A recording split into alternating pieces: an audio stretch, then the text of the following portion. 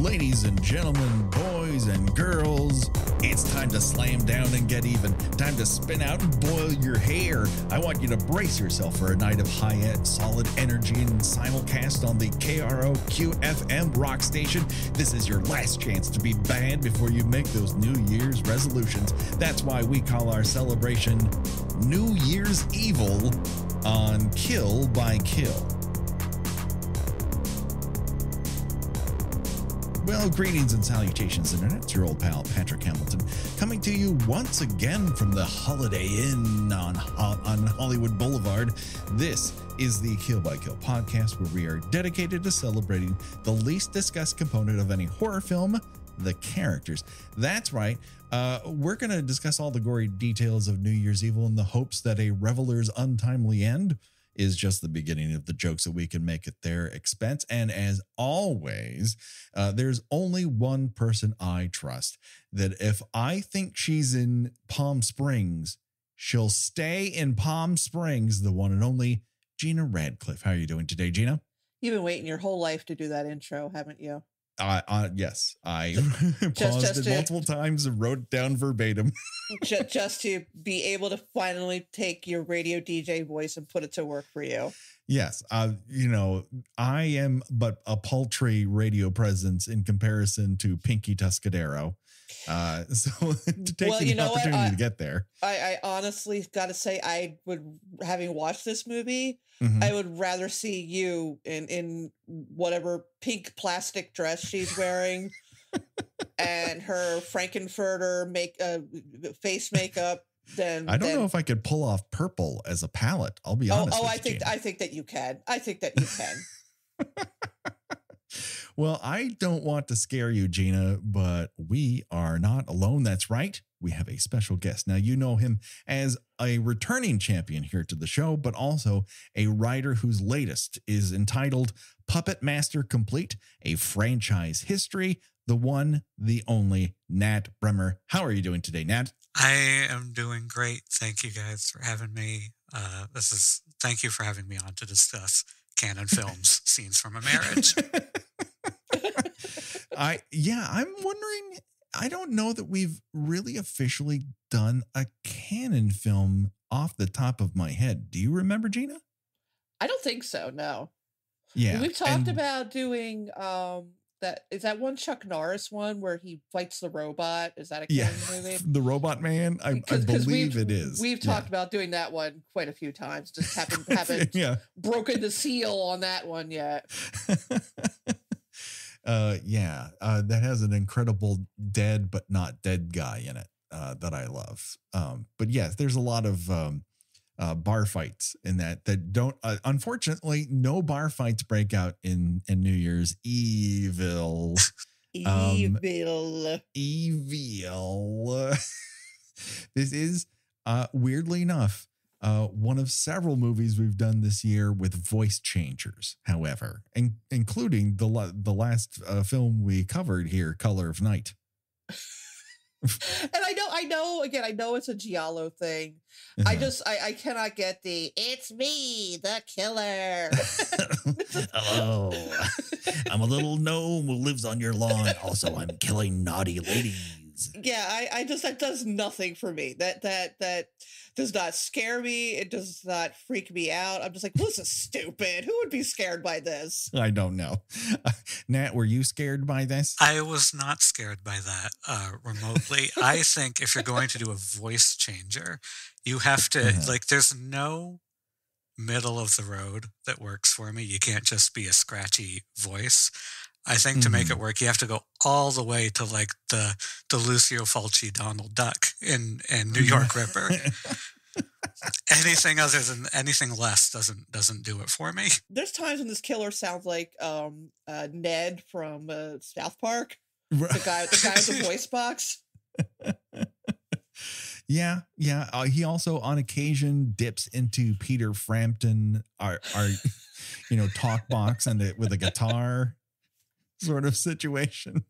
It's not scary. It's not a scary voice at all.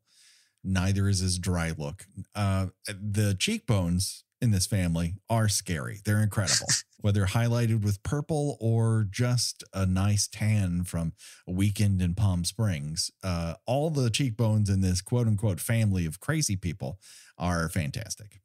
Nat, was this your first time watching New Year's Evil, or had you dipped into this quote unquote canon before? This was either my third or my second and a half. I know I watched it once all the way through, and I know I tried to watch it a second time, and I don't remember if I finished the second viewing. So technically this is my third. I had definitely watched it once before because I was like thrilled that there was like a 80s slasher that I had never seen before.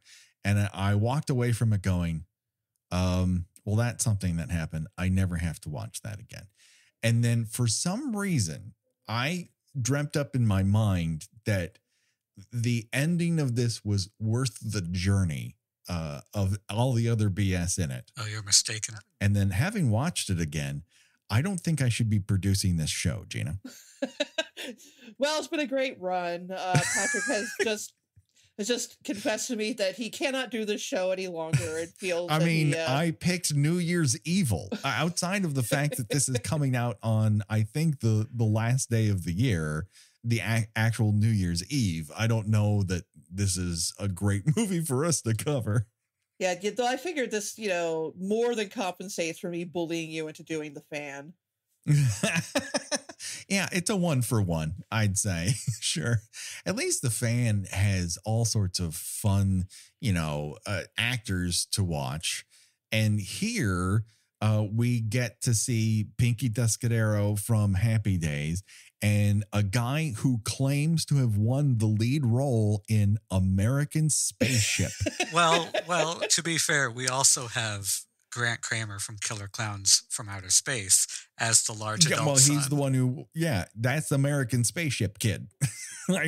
What kind of show do you think American Spaceship is, and how terrible is it? And how is he the lead role with 8 minutes of screen time? I mean, clearly I assume it's supposed to be like someone's clever parody of Battlestar Galactica. Right, yeah. Because it's about that. It's about the same time period. Which technically is Mormon Spaceship. I just want to read briefly. I did some research here. This is from Roger Ebert's contemporary review in 1980 of New Year's Evil. And he states in the final paragraph, New Year's Evil is not, I repeat, a good movie or even a very good thriller. It's just barely competent. And I'm here to say he may have been giving New Year's Evil too much credit. Yeah, I was going to say barely competent is generous. It is a slasher in which we watch the slasher himself go out and find his prey for extensive periods of time. Well, yeah, that's honestly the only thing I could say in to its credit is that it does not bother trying to make it suspenseful as to who the killer is. It's established. I mean, I don't think even the I mean, is it supposed to be a twist that that's her husband? Because I got that right away. It is supposed to be a reveal. Really? It is meant to be, yeah. I mean, as soon as the son walked in, I'm like, okay, it's the son. And that's sort of right, because apparently the son is being groomed to be a father and son serial killer team. But then as soon as it's sort of vaguely mentioned that, oh, well, your dad's hasn't been feeling well. I'm like, it's the dad. It's her husband. That reminds me, the first time I saw this, I was like, I thought it was the son too, despite seeing the killer's face, specifically because Happy Birthday to Me had just primed me on the possibility that everyone's faces might be fake in any movie I watched. If it had that kind of crazy ending, it might have gone from like 1 star to 1.5 stars for me.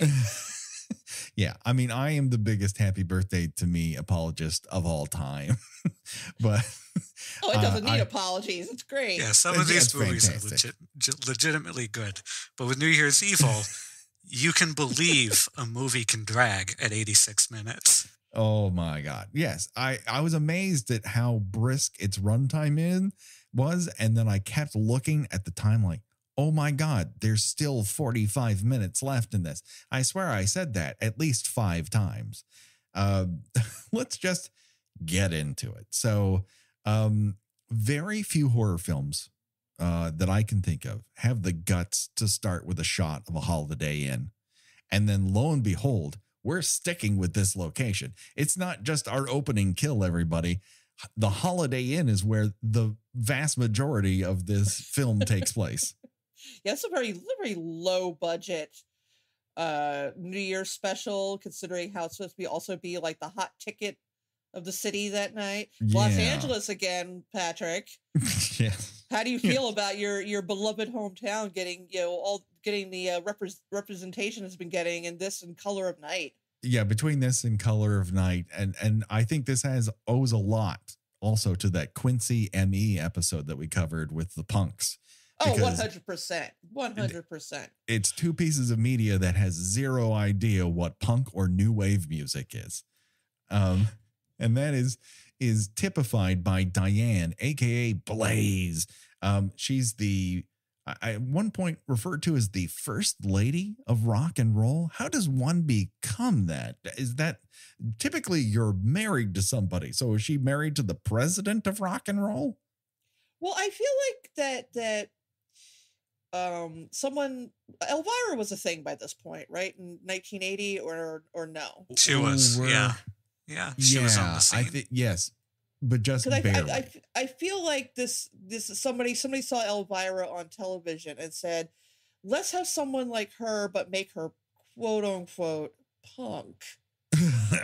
And for whatever reason, they hired television's Pinky Tuscadero, yes, of Happy Days to play this punk rock Elvira. And I mean, I say this as a middle-aged woman, she looks like someone's mom wearing an embarrassing Halloween costume. She does. There's a point where she's like kind of rubbing up against the band, and it's like, oh God, Mom, please. No. Mom, please sit down. This wedding is getting off the rails. Mom had too many White Russians. She needs to sit down. Yeah, there's a lot of backing up shimmying. Yeah. It's just like, oh man. Yeah. I'm not trying to be ageist. I am older than Roz Kelly, the actress playing Blaze, but it's just this is a baffling casting decision. It really makes zero sense, and she doesn't seem to have a handle on the material. I don't think anyone comes off great in this motion picture, with the exception of Made in Japan, whose one song I enjoyed. That's about it. Who really does not come off well is the person who did the music, the soundtrack for this movie, because at many points in it, it appears to be a rattlesnake loose in the recording studio. Oh, I kind of like the rattlesnake. I mean, unless the baby is involved, I don't want to hear a rattle. It's not a scary instrument, let's say. There are so many parts of this movie where it feels like whatever anyone was told to do, they took it extremely literally.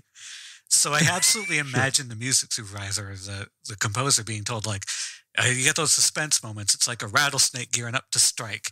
And they're like, yes, right. I will write a rattlesnake. Like, no. Put that away. Put the castellanettas away. Put all of percussion instruments away. You're not allowed to touch any of them.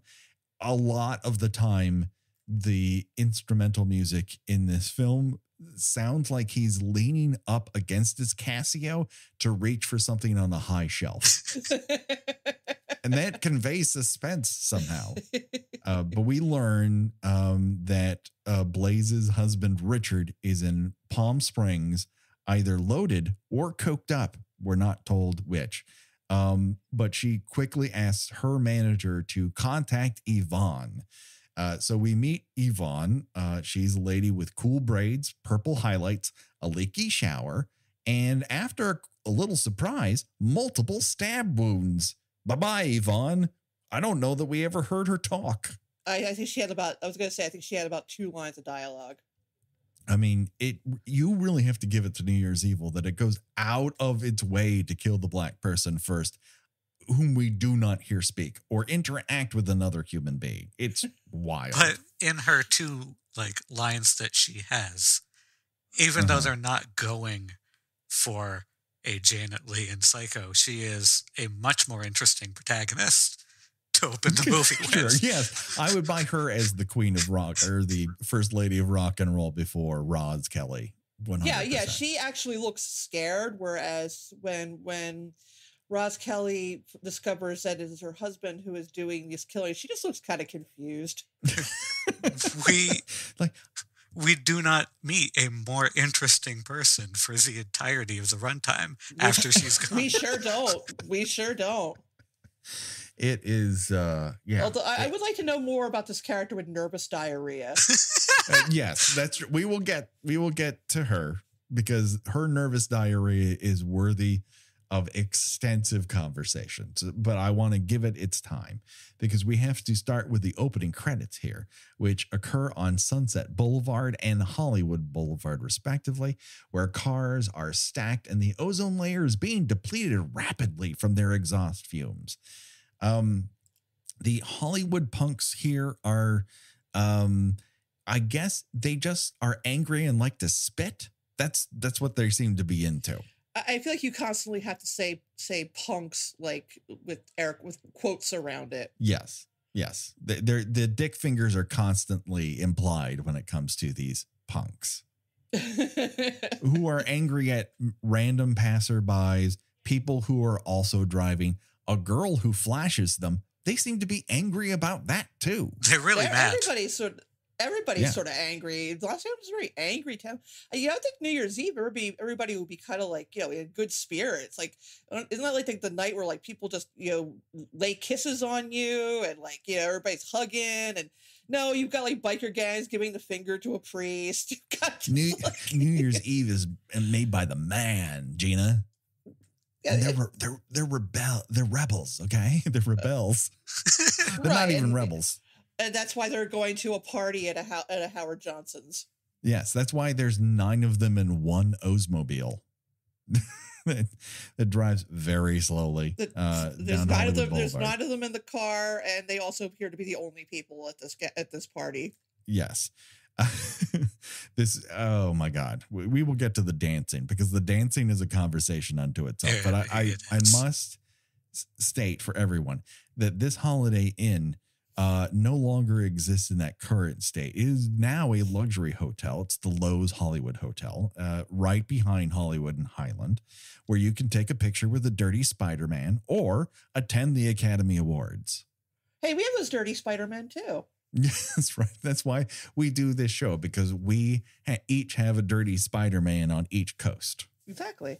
We find somebody with a dirty Spider-Man in the middle of the country. That's our third. When they pull up to the Holiday Inn where this TV special is being filmed, we meet Thin Mustache Cop, and he implores them, tickets. Let's have your tickets. Herman, yes. Paging Mr. Herman. Oh my God. I have so much to unpack there. So there are a couple people. Ticket guy stands out the most because he has lines. It feels like there's this incredible mixture happening of like this movie's probably like many shot very quickly. And there's a lot going on. There's a lot to deal with. And they are probably given one direction, told one thing to say. And they're not told anything other than that. And this is their first, probably only time they're ever going to appear on screen. And they don't want to get it wrong. So there are several people in this movie. This one stands out the most, where you can tell they were given one direction and one, maybe 2 words, just say, get your tickets. And absolutely nothing else. So they hone in on that because they're so afraid of fucking up on camera in front of their mom and everybody. And so it's like, tickets, get your tickets, get your tickets, tickets, please, get your tickets, get your tickets. Tickets, let's have your tickets. And then it's not helped that he is framed entirely in the camera. Like, all you see is his face from 30 degrees below. Like, this is not a flattering shot of any human being, but certainly not of this gentleman. And then he is threatened with a comb.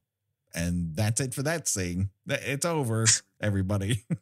We never see that cop again, sadly, of the many cops we hear with ADR voices. Oh my God, the ADR in this. It's so good. I could never tell when they were using it. This is when we're introduced to Pinky Tuscadero's large adult son, Derek. I don't think Spaceship America does have any good parts if he's been given the lead. I'm just going to come out and say it. On one hand, Diane's attitude towards Derek pretty much tells us she isn't a great mom. But on the other hand, Diane isn't a great mom who also wears thick studded leather chokers. She's both people. I don't know any radio DJs. Mm-hmm. I did not know that was a job that is so demanding of your time that it makes you a neglectful parent. Yes. I mean, she might be taking it more seriously because we assume that she is the breadwinner for this particular family of miscreants. And therefore, time is equal to money. But you have to pick a lane. You can't be like, oh my God, I'm so happy you're here. Also, get the fuck out of my face. I can't hear you when you're looking directly at me and talking. I also love that her manager is like annoyed that her son is trying to talk to her. Yeah. The son's like, bit, and the agent's like, come on, we gotta go. You have time for this? You don't have time for this. Do you know what time it is? He's very concerned with time. Granted, it is a live show and everything, but you can say, listen, Derek, baby, it's a live show. Okay. Your mama, she's going to be, my hands are in capiche mode here. She'll be right back. Okay. We love what you do. We love your whole thing. I love your tux tails with Levi's 501s. That's a great look. We'll be right back. We're also given a thing here, a piece of information where we're told Derek has headaches. So could Derek be our killer? Yes and no, weirdly enough. Yeah. Well, he gets a little Buffalo Bill style scene where, he does something real weird when he's, by himself. He does everything weird, whether he's by himself or in a crowd of people. This is just a weird performance. Narrating what he's doing out loud, too. Nothing is internal. It's all external. They completely ripped the mystery out because, like, the first time we see him, we're not given any question because the first time we see him, he just had an audition, got the part. Mm-hmm. She didn't have time for him. He could still easily be, like, our hero. It's only after we've explicitly seen the other, like, the actual killer, that they try to do anything with Derek to make him, like, seem creepy. Yeah, well, I think a big miscalculation here in terms of how do we make Derek seem off is that he's given affectation where the way he takes pills is it seems very hard for him to pick up 3 of them.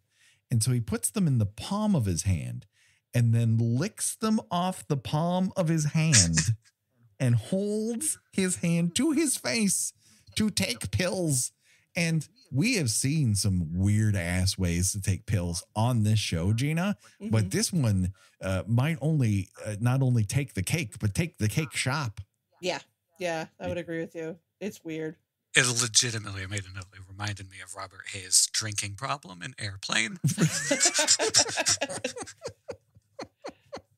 He's like a dog that you put the pills in peanut butter and then hold it up to his face so that he can lick them off and ingest them. And it's a real choice that he's made for himself. Conversely, the choice that the film has made to define new wave as just anything. They don't understand what new wave was, nor do I believe if you were to quiz them, do they understand what it is now? Yeah, I like at one point they're just playing like, a jazz instrumental. Yes. and people in the audience are still trying to mosh around. It's a bluesy slow song, like a Bonnie Raitt song is playing, and they're kind of like pseudo moshing in slow motion. they're trying to do something, but it's a very poor assignment. But this is the first moment when Blaze gets a call from what originally kind of sounds like the Phantom of the Paradise, but without all the awesome songs. But he then refers to himself as evil. He very carefully enunciates everything. I will murder someone at the stroke of midnight at every time zone. It sounds like one grandma trying to talk to another grandma, only he's evil, is stating he's going to kill somebody at the close of every time zone's midnight. Like, that is a decent plot device, but when it sounds like, Jerry, what are you going to order? They want you to do the blessing. You what? The blessing. Ow. I also love that he states, because he gets very offended, that he's evil, not bad. Because one sounds worse than the other. Because like she's like, "Are you bad?" He's like, "No, I'm just evil." Like he says, "Just evil." Like evil is significantly, Bad's my brother. Like evil is significantly like not as terrible as bad. Villain was my father.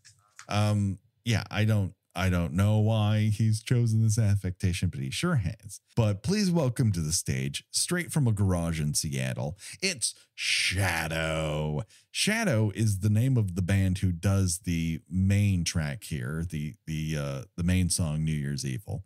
And it does not sound punk or new wave. It sounds like something Kansas said no to. Yeah, it's like, it's just, very basic middle of the road rock, and like these people are like flipping out like the Dead Boys are playing in front of them. Exactly. I mean, give it to the filmmakers here. Like, LA was a music scene at this time, particularly with punk acts, and to go out of your way to get some rockers who didn't make it from Seattle on your soundtrack here. Yeah, it's not like you couldn't have gotten a punk band to play for cheap, like an actual punk band to play in your movie. Yes, they would have done it in a heartbeat, but no, they thought they knew better. And so we get this song, which I from what I'm told, people genuinely like. It has some fans. I'm not among them, but here's what fascinates me about, like, you could really tell, especially me being raised on some cheap sequels, some of the Howling sequels especially, that there are movies that get away with, they shelled out money for one song, and that's their soundtrack. And you could tell that they really wanted this to be the case, but they realized they'd have to get some other songs eventually. So I was trying to track it, and like this song, when you consider the amount of time the broadcast, like the duration of time the movie takes place during, I was trying to map it out. I think this song plays for the entire, what would be the entire first hour. Yes, between the Eastern Standard Time and Central, all they play is New Year's Evil from one band. And listening along, of course, is Evil, and he has made his way to the Clifford Sanitarium for kids who don't think good and want to do other things good. Where they're keeping the patients up late to celebrate New Year's Eve. Oh yeah, it's totally norms for sure. Let me tell you something. Not to bring the room down, but I was in the hospital on New Year's, not a mental hospital, but I was in a regular hospital on New Year's Eve last year, which really fucking sucked. Mostly because nobody was celebrating New Year's Eve. Right. They weren't going put around, a little hat on you. They weren't going around putting hats on the patients and forcing them to stand in front of the television or anything like that. You didn't get to watch some guys wander back and forth in an approximation of dancing while nurses look on like, it's a Saturday night, baby. And as far as I know, none of the nurses stepped away from her duties who have sex with a man they just met. Yeah, speaking of which, Evil has broken in. He's armed with a small duffel bag and a very large tape recorder, like a ninja. And in the midst of this very sensitive and nuanced portrayal of mental illness, we welcome back to the Kill by Kill podcast, Miss Taffy O'Connell. We last saw her being sexually molested by a space maggot. Is that her? Yeah, from Galaxy of Terror. God, what a resume.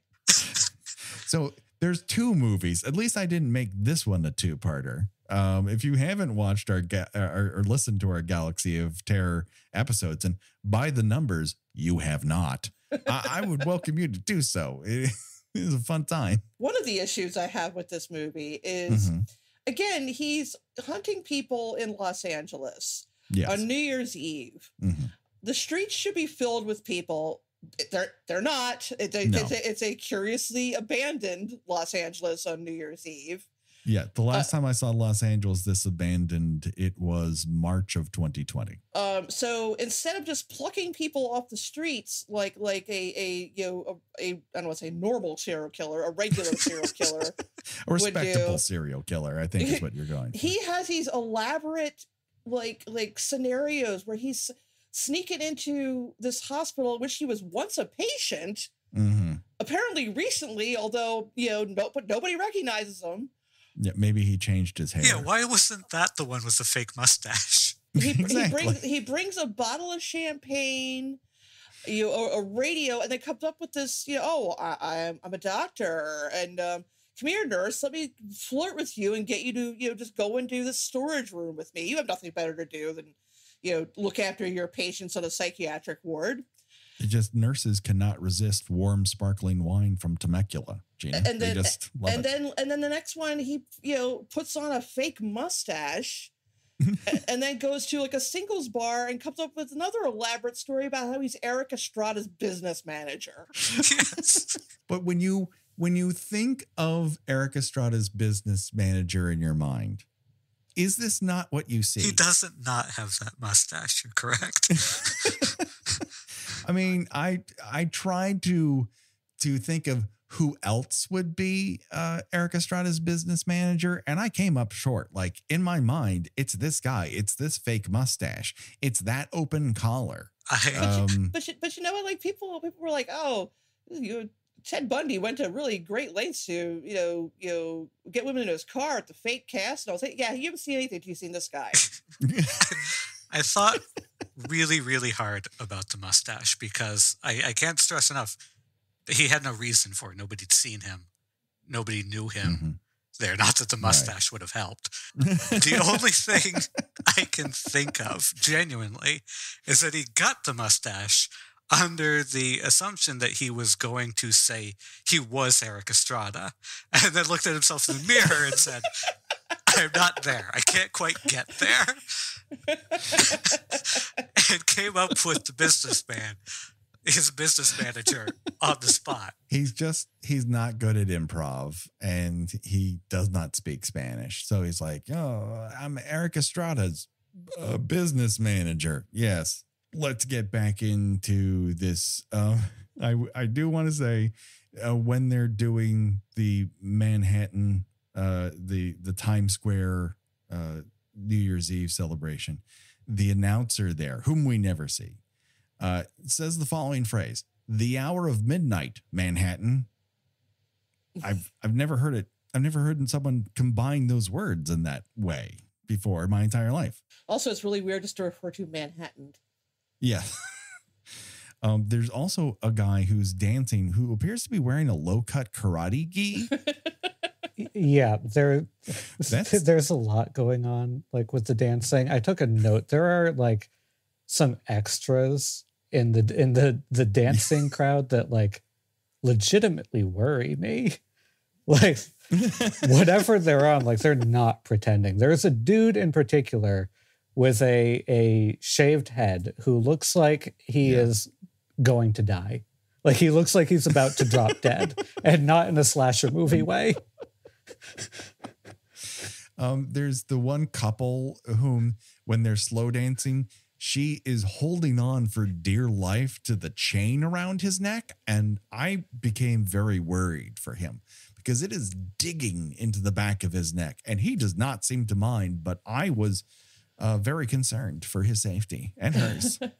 There's also the guy with the white hair whom every time Blaze appears on stage, he's like, "Heal me, lady. Heal me. Touch my hand, mother."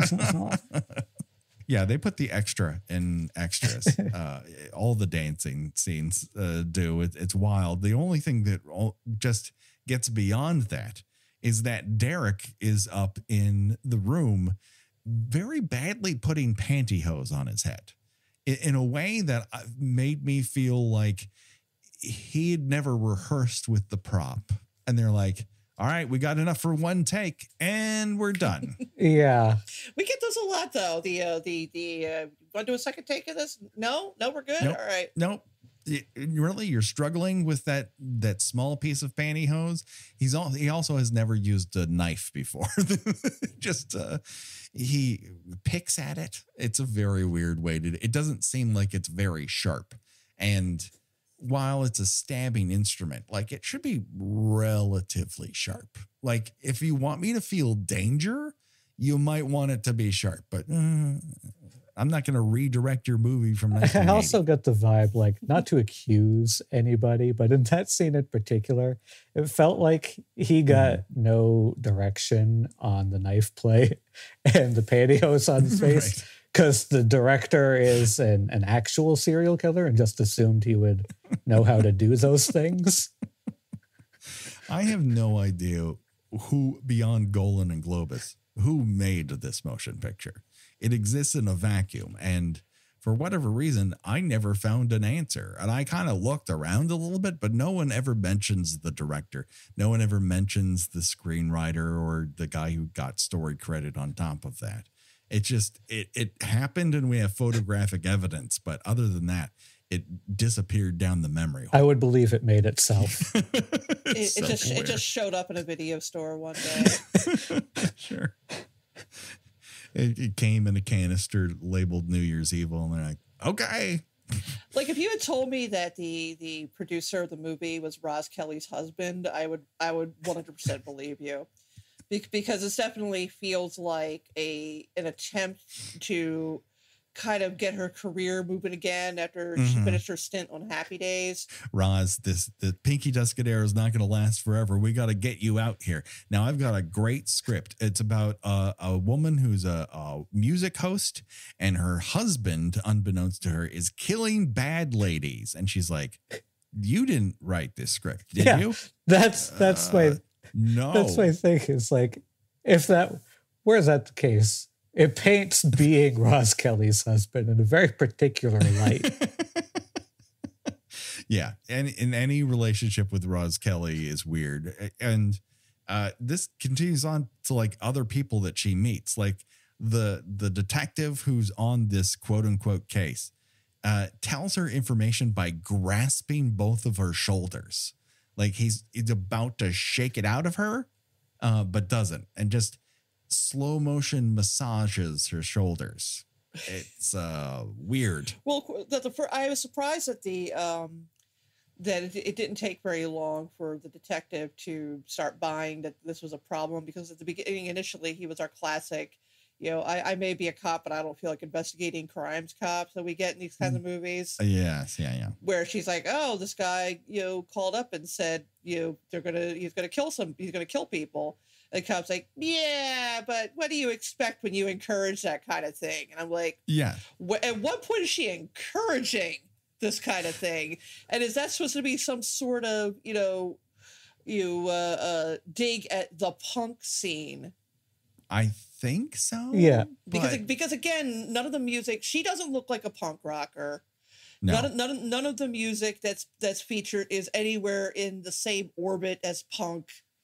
So yeah, it's not anti-authoritarian by any stretch of the imagination. Right. So for the cop to sort of be the audience surrogate and say stuff like, "Oh, well, you're going to attract these kind of people with what you do and talk about and all."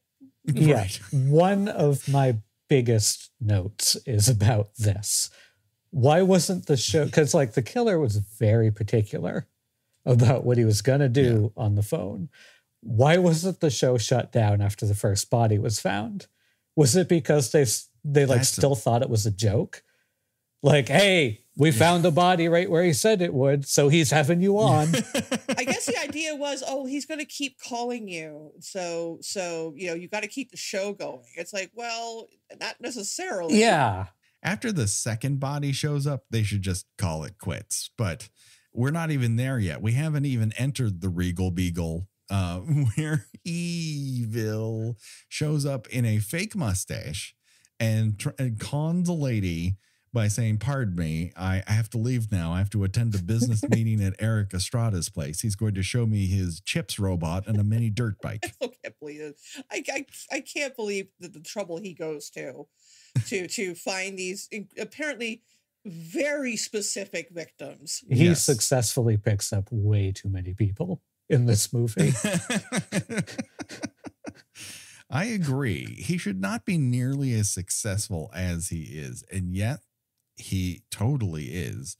And so he picks up Sally here, who once she gets into the car with her friend Jane, we learn has nervous diarrhea. Well, no, she had nervous diarrhea. Yeah, it was fixed. And it was cured by transcendental meditation. Yeah, transcendental meditation got rid of that right quick. But it didn't fix it well enough because they have to pull over and she needs to use the facilities, probably because she has nervous diarrhea. Yes, in his best bit of improv of, okay, I know there are fans of New Year's Evil, so I'm going to actually go to bat for the scene in the car because I think there's great things happening in the scene of the car where you have the gimmick of the movie.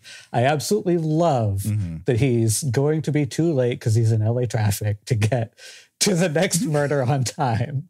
But he's also so annoyed with her that he is at this great point where he's both simultaneously afraid of killing them too late and too early. And I actually think that's pretty neat. There's a real ticking clock to it. I mean, Hitchcock would be proud. The only thing standing in his way is nervous diarrhea. Which he uses to his advantage because he's like, because I just want to kill the one right now. I could use her nervous diarrhea to get her out of the car and be like, hey, don't you have to use the bathroom? I mean, to my mind, and Gina, back me up here if you think I'm right, more of Freddy's victims should have talked to him at length about Est and writing haikus. I think that might have calmed Freddy down a little bit. Kind of maybe that guy at that party should have tried that. Right. Instead of just like, come here, let me give you a hug. Listen, everyone, calm down. Stop making people burst into flames, okay? Have you heard a little thing called transcendental meditation? And then jump kick right into a barbecue. To be fair, we never saw any of Glenn's dreams in the original Nightmare on Elm Street. We don't know that he wasn't trying to sell Freddy on all his weird Tibetan dreaming exposition. That's true. But he's a weird wine vampire. We don't know what's going through his head. But I would be remiss if I didn't point out that their pit stop is at Dale's Liquors, which is in my old stomping grounds of North Hollywood, where the elite meet to go elsewhere. North Hollywood is kind of cool now, but it was not cool when I lived there. Poor Sally. Transcendental meditation really didn't do diddly squat when it came to saving her from murder. She is killed via pot bag, but an excessively large pot bag. Did at one point it hold more pot and he's just down to this point? Or has he put a small amount of pot in an excessively large bag? Yeah, I was going to say, this bag looks like something you'd store Thanksgiving leftovers. Yeah, no. Yes. That's like Costco pot. Like, that's huge. Oh my God. If Costco got pot, I would consider joining. I did participate in a deal to buy marijuana in which I initially misspoke and stated that I would like to buy an ounce. And when he brought it out, I'm like, holy shit, that's a lot of pot. What is a normal amount of pot? And he goes, an eighth. And I'm like, yes, that is what I would like. And this was, weirdly enough, a couple blocks up from the whiskey, which we talked about in Color of Night. And as we exited the apartment, which was the front for his pot selling business, He said, okay, I normally don't do this, but you're acting so nervous that I'm going to force you to smoke some weed out here in the open in case you're a cop. And I'm like, all right. And I did it. I'm like, you know what? You're right. I would think I'm a suspect too. I was just raised Mormon and I'm nervous. Gina, when someone says, go in and get me the most expensive big bottle of champagne you can, do you normally think that is going to end up getting you $95 in change from $100 bill? I mean, are we talking like now or $1980? $1980. Probably Even not. then. I mean, I was 7 on New Year's Eve. No, I was 8 on New Year's Eve of 1980, so I wasn't buying champagne. True. But True. yeah, no, I don't think even $5 is going to get you the good shit in 1980. Yeah, no, I don't believe so either. And the way that clerk says Happy New Year to her, again, to Nat's point, I think he is so nervous that he's going to get that line wrong that he says it like if he does, a bomb will go off. Or he knows that bathroom is filled with nervous diarrhea. They're the only kind of people that shop there. People who buy $5 champagne and people who have to shit because they're unsure of where they're going to and nervous about meeting Eric Estrada, which is, I assume, why she's nervous. That character Jane is then killed in a dumpster, but you probably already guessed that. My dude Evil is not much of a quipster. No. Oh my God, no. It was a real swinger. What the holy fuck does that mean? I don't know. It's like this script was written by someone who attended an ESL class yesterday. And they're like, all right, but to stay in the country, you have to write a slasher movie. He's like, okay. And this is how it came out. It's just like grabbing for any ephemera or bits and pieces of English they possibly can. It is truly wild. One of the cops has an ADR line that says, blood, more blood. Do you want to react to that? You found a dead woman on a swing. You might want to go, oh, that's terrible. Or we should get her down or call an ambulance, like fucking something. But the capper, I mean, of all the things that we have covered when it comes to the Voorhees family booby traps of dead body discovery, I don't think we've ever seen something as preposterous as timing a dead body reveal to come down a slide when a flashlight hits it. Yeah, I was wondering about this. It's like, did they have some kind of trigger? I don't know. I apparently that's just when the amount of nervous diarrhea gave loose and then she went down the slide. I can't tell you how it happens.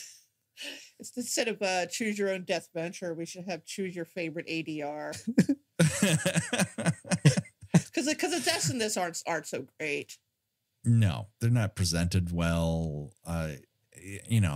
It's not particularly gory and the makeup is terrible. It's not great. I got real excited though when Evil gets back in his Mercedes. Now he's dressed up like a priest. And he opens a book to just a random cardinal and a nun.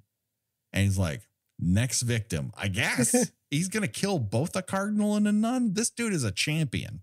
And again, it's like, why does he have to put on costumes to do this? Yeah, wouldn't both the cardinal and a nun know the priest well enough not to get into a Mercedes with one they've never met before? And also, again, you're in Los Angeles on New Year's Eve. You should be able to like walk up to someone in the middle of a crowd, just stab them, and no one will see anything. There's no reason for this to be as elaborate as it is, and it takes so much of his concentration that he ends up running over a couple bikers and then has to dip into the Van Nuys Drive-In, a place that no longer exists, and we get treated to a trailer for Blood Feast. Yeah. And we get a boob shot. Yes, because we hadn't had one of those yet. And her boyfriend says, "Do you think we can have sex now?" And she says, "Maybe next movie." Yeah. And you know what? She's right. You should wait a couple more movies before you do anything that drastic. For God's sakes, don't have sex while Blood Feast is playing. No, No, that is not a good recipe for the lovin', as they say. So now the bikers are after him, and he's like dipping and diving in between cars. And I had to wonder, does this movie think I'm scared they'll find him? Because I am not. It takes a lot of confidence to think you've done some Henry Portrait of a Serial Killer miracle. Like, we've gotten into him, we've dug into his mind so much you start to feel some empathy for him. Like, that's not the case. And like, as much as this movie was not fast-paced to begin with, it really stops dead for the motorcycle gang. They're a very incompetent motorcycle gang. They're as good as the punks are in the punk scenes.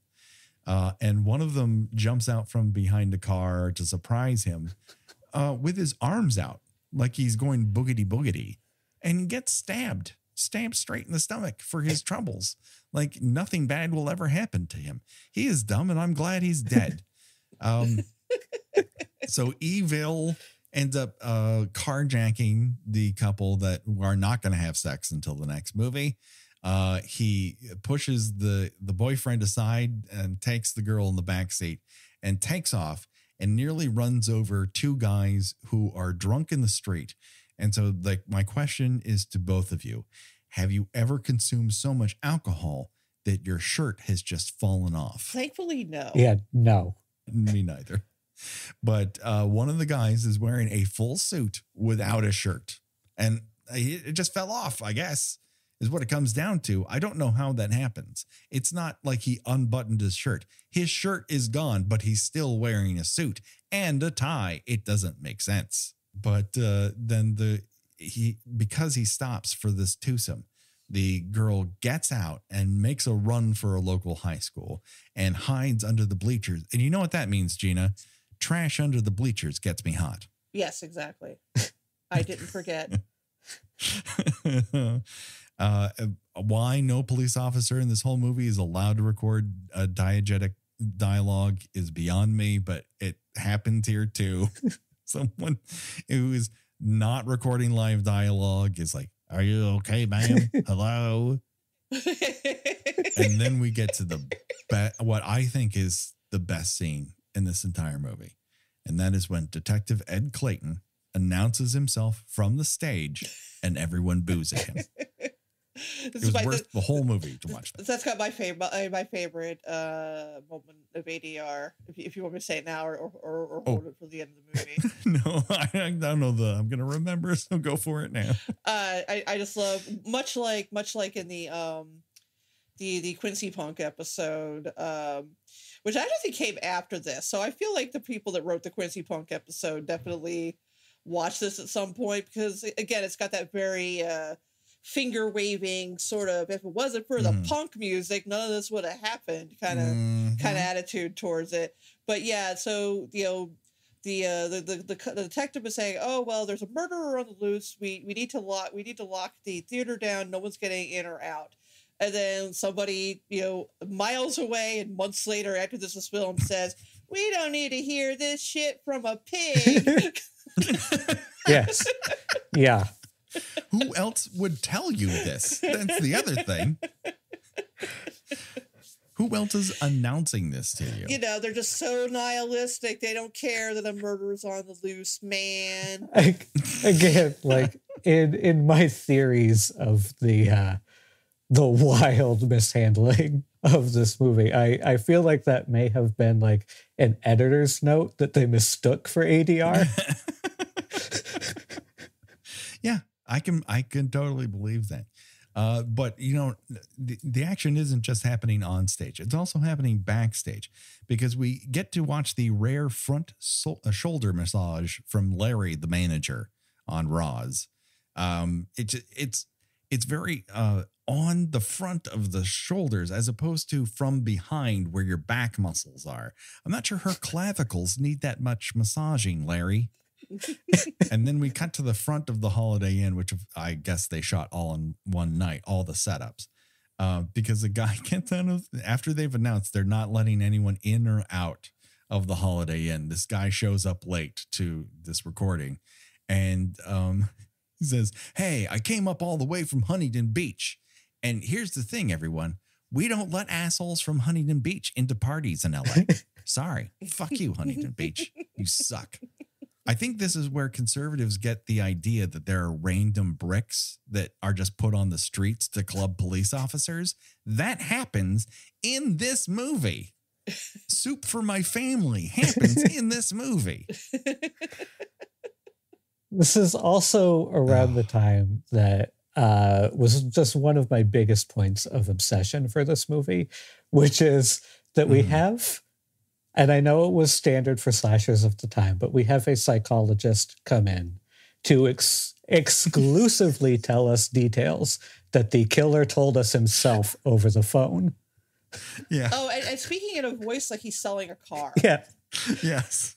Like we're like, oh, we're going to get into the mind of the killer. And he literally comes in to say he's going to kill every hour. Yeah, we know. We've seen him kill we're every already hour. There. Like, that's not new information. And all of these characters know this. The victims have their breasts slashed, which is a characteristic of men who have problems with their mothers. Foreshadowing. With too little Tylenol, that'll help your headache. And he just sounds like a radio announcer. Yeah, just slapping the top of the car and going, this baby can fit all sorts of massage. Men who partake in these killings also are known to not swallow pills normally. So if you see one of these, please alert me, because that is a very bad sign. My dude Evil has more costume changes than Lady Gaga. And that's really saying something. The cop one I'm obsessed with because the other cop sees the cop who is much larger than Richard Evil. Mm-hmm. And yeah, he gets taken out with the brick. And then he switched costumes and the other cop sees him come back. And the only explanation there is that he legitimately thinks it's the same guy. Like, these men presumably work together. And he sees the one dude go off to investigate something and come back as a different human being in the same uniform. Yeah, carrying a tape recorder. Yeah, the uniform that just shrunk down like Spider-Man. And then just legitimately thinks it's the same guy. Like, this is just remarkable face blindness. I'm so mad that we haven't been calling him Richard Evil this entire time, because then I could have transitioned to calling him Dick Evil, and that would have been great. But no, I was denied this because of my own lack of Dick Evil's Rockin' New Year's Eve. I think we found the title of the episode, Gina. Dick Evil arrives, and we learn that he is Pinky Tuscadero's husband. He shows up in a white tracksuit, and I now learned that this is a Laurel, a Stan Hardy, which it's either Laurel. Is it Stan or Laurel? It was Stan Laurel. Yeah. Okay. Because I initially thought, is this the worst Bob Hope mask I've ever seen in my life? And that would make sense because he was in Palm Springs. You know, I'm not surprised that she's married to a maniac. I'm going to be honest here. I know that's judgmental, but okay. And apparently Dick Evil has a lot of training in elevator electrician mechanics. Like, he knows exactly where to stick that screwdriver and what it does. Somehow Richard has put the elevator into a dishwasher, and then it jumbles around like they're in a space fight on Star Trek. And then it opens and he kicks a police officer in the face and drags Roz out, zips up her jumpsuit, and then goes on a very long monologue that boils down to this direct quote: ladies are not very nice people. No, they're he manages to sound weirdly whiny for a serial killer and childish. Yes. He's like, they're manipulative. They're not nice. That's my favorite part, where I kind of started to get on the movie's side, because when he complains about his allowance, I was like, fucking get him. Again, like how is a radio DJ like so successful she's able to put her husband on an allowance, right, and also is so busy that she's not around enough to realize that the husband has lost his mind to the point that he has become a serial killer. This was also around when I realized that the psychologist had started to say that he's driven to kill on the hour, like every hour, and had taken the time zones part out of it. So in the middle of the monologue, I was like, has he been killing women hourly for the duration of their marriage? Because I would watch that version of the film. Where would you have time in the day? I mean, he doesn't even have his own money. He has to ask for an allowance. Very few cinematic serial killers have a motivation of not only getting an allowance, but at the end of their murder spree, the big thing they're going to do is go to the Rose Bowl with their son. That's something they couldn't have done. Yeah, you could have done that without murdering people. Yeah. You can just say, do you think we can get Rose Bowl tickets? And my guess is they could have pulled that off. Also, he keeps talking about the son like the son's a child. And the son's like 25. Yeah.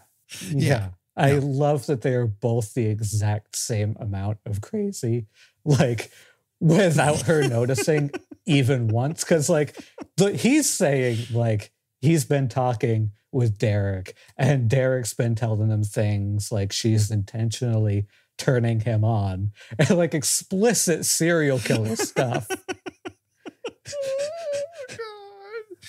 Oh, I mean, that's the thing. Like, if this movie was as entertaining as this little section is, I would be all over it. It's just not as entertaining. Like, it's fun to talk about, but I don't know that it was as much fun to watch. For example, the police and that detective, they walk through a whole kitchen and there's not one shot of hot bread, Gina. Not one. Not a single bread to be found. No. So he chains up Blaze to the bottom of an elevator, sticks a bunch of wires and screwdrivers in it, and sends her up to the very top, like her own personal tower of terror, where we finally see what happened to Yvonne. She was decapitated and made into a Yankee Candle by the looks of it. Yeah, I love them for like how unimaginative all the kills had been up to this point. I appreciate it that it goes like full Wile E. Coyote for like this big last set piece. A big set piece that also involves two people in the elevator, one of whom appears to be dressed in a leather vest, but with plastic straps all over it. I do not understand that outfit. And if anyone can explain it to me, please do so, because I don't know what the fuck's happening there. He's just wearing a open leather vest that plastic straps are attached to. Like, they're how you pick him up when he gets too drunk or something like that. Well, he's prepared. He was going in New Year's Eve. He's going to go out drinking. You know, he wants to make sure someone can drag him home at the end of the night. Frankly, some friends would be more useful with carrying straps. It looks like bad Mr. Sinister cosplay. If only Sinister from the X-Men. Only. So the police interrupt all of this. They end up shooting the exposed elevator mechanics, and it stops the elevator. And so she is saved, and they run up the stairs. One of the cops get shot in the shoulder. They get up to the very top of the Holiday Inn, and then Dick Evil gives us a Shakespeare soliloquy. Yeah. And then we get a nice, obvious dump. Yes. That's the only highlight of I love story. But yeah, you don't even get a payoff of like, Blaze getting into, typical knockdown, drag out fight, and then you're triumphing. She's still like strapped to the elevator somewhere. Yeah, no, she's still chained to an elevator. Yeah, like once they stop that elevator, we don't see her anymore. She's done. And he puts the mask back on to better sell the dummy, like it's gonna help. Yeah, it doesn't work. He lands on the ground, not that we see it, and then large adult son Derek is back, and he starts to snuggle with the smashed remains of his father. Yes. And how, in a movie called New Year's Evil, how, if you're going to decide your killer drops from the roof and dies at the end of the movie, how is that not paired with some kind of ball drop? I was going to say, how is he not slowly falling while you hear people going, 10, 10. Come on, people. Exactly. We fixed this fucking movie, everybody. Congrats. Golan, Globus, Collis, in a time machine. Pick us up one of those sports almanacs. Let's fix New Year's Evil for you. The only other time we see Roz is when she's getting loaded into an ambulance, and all of the punks are all concerned for her. You know, like punks. They're concerned for this nice lady who hosts a music program. They're very concerned that their mother is going to be okay. Or are they? Because this is the thing in the movie that is still like not leaving my mind, is that Derek, he takes out the ambulance driver and he gets in the ambulance and he takes the mask off his dead father murderous corpse, and Derek Evil gets into the ambulance in front of everybody. Everybody is watching as he kills the ambulance driver after his mom's loaded in and takes off in the ambulance to murder her. So like, you can only take from that everybody who had been watching that show wanted her to die. But can you blame them? That's what it comes down to. Can you blame them? Well, I want to believe that ladies are good people.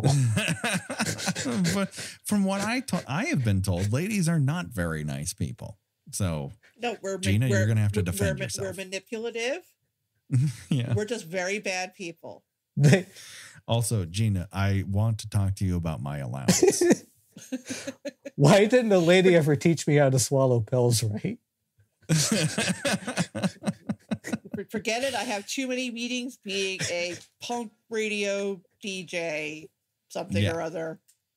Gonna rock it to the top of the business this way. I got some hair to boil. Slash. What does that fucking mean? Slash wrapping paper model. So this brings us to the point where we decide to choose our own death venture, and that is where of the deaths presented in this quote-unquote motion picture, if you were to die in one of those ways, which one would you choose and why? Up for bid in this episode, we have stabbed in the shower, later beheaded, slashed in mid-makeout session in a sanitarium, suffocate in a plastic bag of weed in North Hollywood, killed in a dumpster, gutted at the drive-in, clubbed in the head with a brick, and death by ambulance driving. I don't know how that guy died. And maybe he just saw Derek Evil and passed away from fright, for all we know. So Nat, you are our guest, so I choose you to go first. This is tough. I want to say that nothing's good, so I want to say that the Hamlet off the roof because I'm mad at it the most. But I think think in terms of how I'd go out of any of these, I would prefer to be gutted at the drive-in. Yeah, I mean, it makes sense. But I mean, dying by gutting, it takes a while. It's not instantaneous. Like, you're around for a minute. But I get to see more of the movie. That's very, very true. And maybe if you make it through the movie, maybe that lady will have sex with you. Gina, what say you? Yeah, I'm going to pick gutted at the drive-in too, because I think a drive-in movie is going to be a really cool place to die. Sure. Yeah. I mean, if you got to go, do it there. I think I'm going to do death by ambulance existence. Because he seems very calm. He seems to have passed very easily. I'm gonna say you're so terrified by the sight of a Stan Laurel mask that you just drop dead immediately. Yeah, I'm like, oh, and I just kind of keel over and am replaced. And I'm like, at least my job is continuing on, and I'm out like a light. Yeah, that totally makes sense. So before we go though, Nat, tell people all about your new book and where they can find it. I have a new book, and you can find it on Amazon, Barnes & Noble. You can get it from the publisher McFarland. It's all over the place. Puppet Master Complete, a franchise history, a comprehensive history. I hope to God I spent 3 years on it. Comprehensive history of the Puppet Master franchise, from the films to the comics and the toys and merchandising. Just the whole thing. Oh my God. Yeah. If you need to know about Puppet Master, this is the source you need to go to. And if there's anyone who gets the details right, it is Nat. That's why he is on the show again. The man digs for details. But you're not the only one with the new book out. Gina, where can people find you and your new book on these here internets? It's not my entire book. But you're in a book. Both of you are in more books than I'm in. I'm in an anthology of horror essays called Hear Us Scream, which you can order online, either for Kindle, or if you prefer paperback, you can get that. I also write about movies and television at thespool.net, and I am on Twitter at Gina Does Things, GENA Does Things. That's right, people. Check it out. Do it today. You can find us on all the socials. Join us on Twitter. Join the conversation on Facebook. Look at pretty pictures on Instagram, all that shit. Rate, review us. For the love of God, rate and review us. No one has rated and reviewed this since October. We need some new reviews. Tell us what your favorite kill is in all of the movies that we've covered, or what your Choose Your Own Deathventure would be, and we will talk about it here on the air. That is our promise to you, the Kill by Kill listener. Of course, you can also support us on Patreon. If you're in the $5 or above level, you can listen to not only a bonus episode every month, but you also, at the end of the month, you will get to listen to us talk about Halloween 3, Season of the Witch, where we discover that butts in windows aren't just for ladies anymore in the Halloween franchise. And we get to talk about all the sexual escapades that local doctors get up to. Tom Atkins, it's everyone. A whole lot of fun. Yeah. Do it today. But don't worry, folks. Just because a new year is dawning, the body count will continue. We have all sorts of fun stuff planned for you. I hate to break it to you. Season 3 is coming to a close. What will season 4 of the Kill by Kill podcast hold in store for you? Well, next week we're going to have a new edition of After Dark. But beyond that, we're going to dig into a new franchise. Will it be our only franchise? You're going to have to listen to find out for yourself. But until then, for myself, for Nat, and for Gina, bye-bye, everybody. Bye. Bye.